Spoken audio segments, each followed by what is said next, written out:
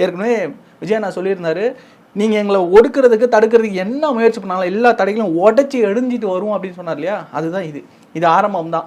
நீங்கள் அஜித்குமார் அவர்களுடைய மரணத்துக்கு நீதி கேட்டு இன்னைக்கு சாலையில் இறங்கக்கூடிய தாவேகா பரந்தூருக்காக இறங்கும், மற்ற ஜாக்டோ ஜியோவுக்காக இறங்கும், அதுக்கப்புறம் விவசாயிகள் போராட்டத்துக்கு இறங்கும், போக்குவரத்து தொழிலாளர் பிரச்சனைக்கு இறங்கும், சாம்சங் பிரச்சனைகளுக்கு இறங்கும். இதே போல் தமிழ்நாட்டில் இருக்கக்கூடிய அனைத்து விதமான பிரச்சனைகளுக்கும் ஒவ்வொன்றுத்துக்கும் வீதிக்கு வரும்.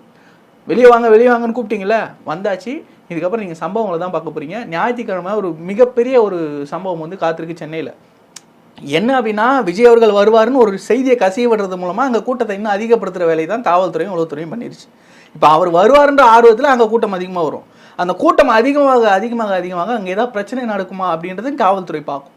இந்த பிரச்சனை ஏதாவது நடந்ததுன்னா இது ஒரு காரணம் காட்டி அடுத்த போராட்டத்துக்கு நீங்கள் பர்மிஷன் கேட்டால் இது ஒரு காரணம் காட்டி கொடுக்காம பண்ணுறதுக்கும் வாய்ப்புகளை வந்து அவங்க உருவாக்க போகிறாங்க. ஸோ அதுதான் நம்ம எதிர்பார்த்துக்கிட்டு இருக்கோம். தாவேகா தொண்டர்கள் அது எந்த அளவுக்கு ஆர்கனைஸாக பண்ணணுமோ அதை பண்ணுவாங்க. அதுக்கான பிளானிங் போயிட்டுருக்கு, ஒர்க்கும் போயிட்டுருக்கு. கண்டிப்பாக விஜய் நான் வந்தார் அப்படின்னா இது ஒரு மிகப்பெரிய பிரச்சனையாக ஆகும். விஜய் நான் பேசக்கூடிய ஒவ்வொரு விஷயமும் நேஷனல் மீடியா அளவுக்கும் பிக்கப் பண்ணுற மாதிரி தான் இன்றைக்கி சூழல் இருக்குது. தமிழ்நாட்டில் நடக்கக்கூடிய ஒரு சின்ன ஒரு போராட்டம் நேஷனல் மீடியாவில் பிக்கப் ஆகுது அளவுக்கு ஒரு ஸ்டார் இங்கே இருக்கார் அப்படின்னா அது விஜயனா மட்டும்தான்.